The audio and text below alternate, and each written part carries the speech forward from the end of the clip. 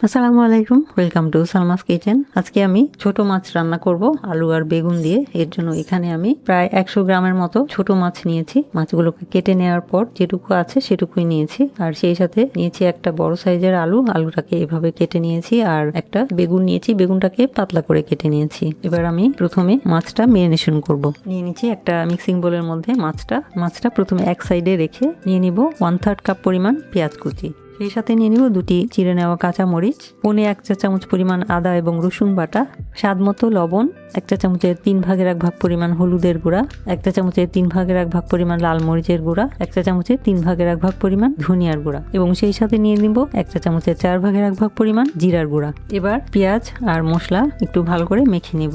পেঁয়াজের সাথে মশলা দিয়ে ভালো করে মেখে নিলাম। এবার যোগ করব বেগুনটা দিয়ে মশলার সাথে মেখে নিব। সবার শেষে এই সমস্ত কিছুর সাথে একসাথে মাছটাকে হালকা হাতে মেখে নেব, একদমই হালকা হাতে। মাছটা খুবই ছোট মাছ, আমি অনেকগুলা পাঁচমিশালি মাছ থেকে ছোট মাছগুলো বেছে নিয়েছি। ছোট মাছ খেতে ভালো লাগে, তাই এগুলো একদম ছোট ছোট মাছগুলো আমি আলাদা করে বেছে নিয়েছি। এবারে যোগ করব একটা টমেটোর অর্ধেকটা, আমি এরকম করে কেটে নিয়েছি, দিয়ে দিচ্ছি। বাস, মাখামাখির পালা শেষ। এবারে চলে যাব চুলায়। কড়াইতে দিয়ে দিব 3 টেবিল চামচ পরিমাণ রান্নার তেল। আমি সরিষার তেল দিচ্ছি। তেলটা ভালো করে গরম করে নিব। তেল গরম হয়ে গেলে দিয়ে দিব আলু, সেই সাথে দিয়ে দিব 1 চা চামচের 4/1 পরিমাণ লবণ। এবার আলুটাকে ভেজে নিব। ঢাকনা দিয়ে আলুটাকে 3 থেকে 4 মিনিট ভেজে নিব। ফিরে এলাম 3-4 মিনিট পর, ঢাকনা খুলছি। আলুটা একদম সুন্দর ভাজা ভাজা হয়ে গেছে, অনেকটা সিদ্ধ হয়ে গেছে, প্রায় সিদ্ধ হয়ে গেছে। নতুন আলু সিদ্ধ হতে খুব বেশি সময় লাগে না। এ পর্যায়ে যোগ করব সেই যে মাখানো ছোট মাছ আর বেগুন।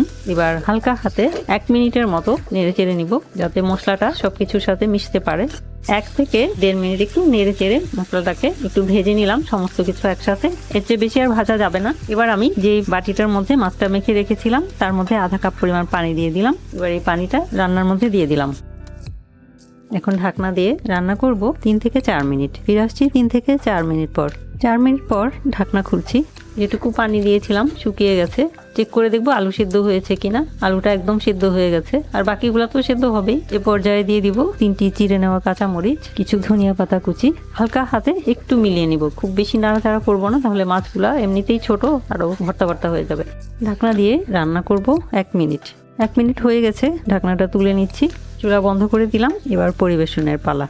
তৈরি হয়ে গেল একদমই ছোট মাছ দিয়ে আলু বেগুনের তরকারি। তো এইভাবে খুবই ছোট মাছ দিয়ে কিন্তু আলু বেগুন দিয়ে রান্না করলে খেতে অনেক দারুণ লাগে। যদিও মাছ খুব অল্প ছিল, কিন্তু এর সাথে আমি আলু আর বেগুন যোগ করেছি, তাতে করে কিছুটা পরিমাণেও বেড়েছে, আর খেতেও অনেক মজা হয় এইভাবে রান্না করলে। যদি বেগুন না থাকে, আপনারা চাইলে শুধু আলু দিয়েও এটা রান্না করতে পারবেন। তো আশা করছি একদমই ছোট মাছ দিয়ে আলু আর বেগুনের এই রেসিপিটা আপনারা তৈরি করে খাবেন, এবং আশা করছি ভালো লাগবে। ভিডিওটি দেখার জন্য এবং এতক্ষণ সাথে থাকার জন্য অসংখ্য ধন্যবাদ।